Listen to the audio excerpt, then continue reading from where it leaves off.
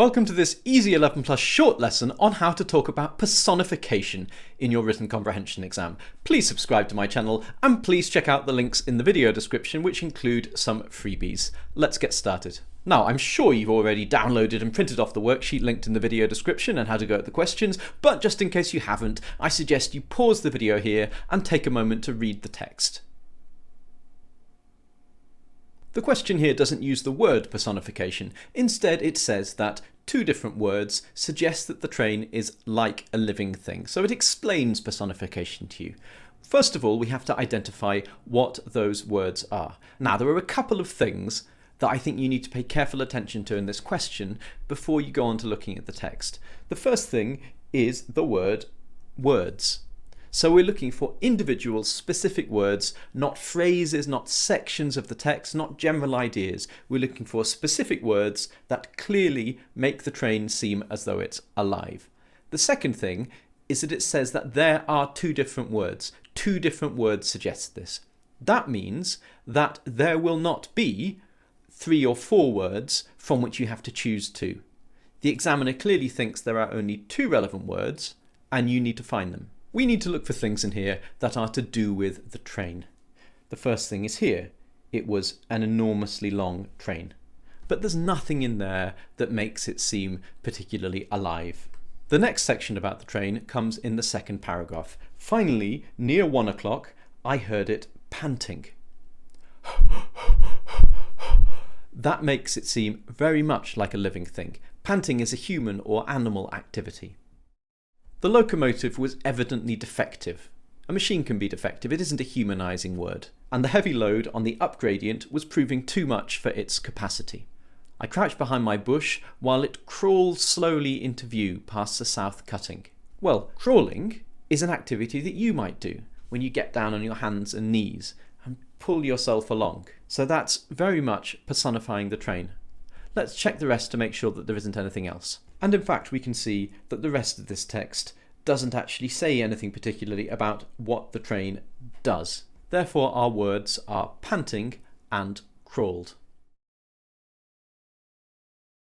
You'll notice that I haven't put a capital letter or a full stop. This isn't a sentence, there's no verb in it.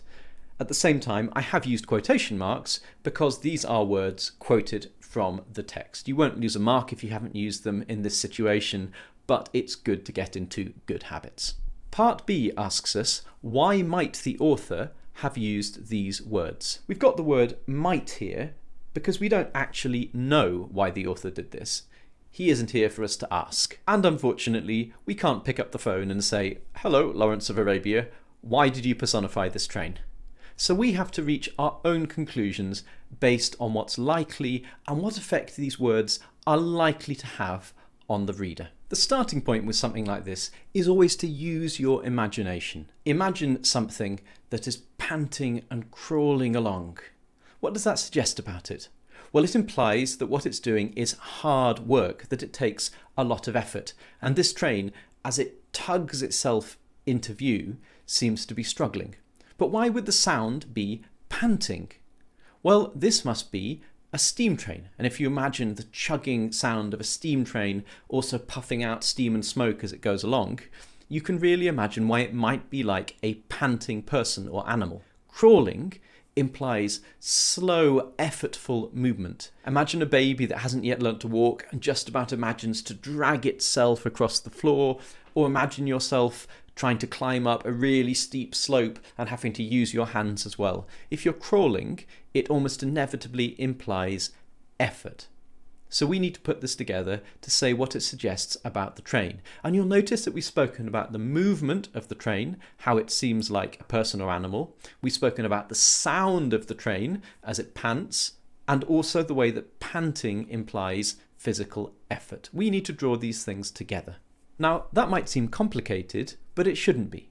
You need to imagine that you've got a friend sitting opposite you across the desk, and you have to explain this to them clearly and simply, just as you would when talking normally, and without using lots of excess words.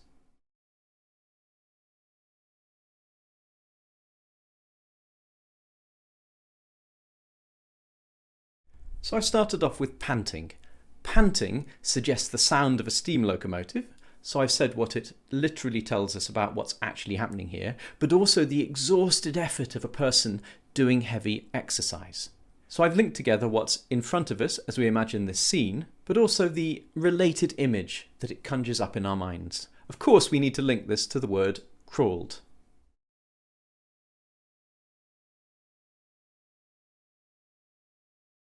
Crawled reinforces this idea, so the idea that this is something very strenuous and difficult, and also confirms that the train moves very slowly. I said confirms because you might deduce that it's likely to be moving slowly from panting, but crawled makes that much clearer. Now this is a 4-mark question. We may well have done enough for that, but in an exam it's always good to be sure. And there is a little more that you could say about these words, because yes, they tell us certain things about how the train is moving, but what kind of emotions might they suggest to us? Well, if you see somebody who's crawling along and panting as they try to get somewhere, how do you feel about them? Hopefully you feel sympathy. And because you've already read the text, you'll know what's about to happen here. As we get towards the end of this extract, we read that, "When the engine was squarely over the mine, I pushed down the handle of the exploder. Nothing happened. I sawed it up and down 4 times. So this is somebody who's lying in wait for this train in order to blow it up. And this might add to our sense of sympathy. If we imagine this train as being like a person, it's desperately struggling towards this place where it's going to meet its doom.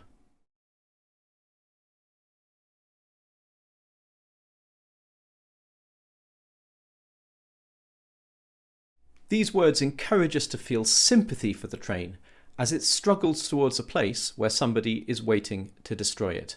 And this answer is absolutely rock solid for 4 marks, but it would also be a very good answer if it was a 5 or 6 mark question. There are certain things about this answer that I want to point out. For one thing, it engages with what is literally happening. So the train is moving very slowly and it's making panting noises. It links these ideas to the idea of a person and explains how the image of a person helps us to better imagine what's happening with the train. But it also thinks about the emotional effect of personification on the reader. And that's something that you always need to have in mind as you do written comprehension. And so it thinks about how these words might make a reader feel and how that might affect their attitude towards the events in the story. I hope that's helpful. These are difficult questions, but once you get the hang of them, they really shouldn't be intimidating. Please subscribe to my channel, please take a moment to look at the links in the video description and to check out the free resources there. I'll see you next Tuesday evening at 6 o'clock for my next Easy 11 Plus live lesson. Bye bye.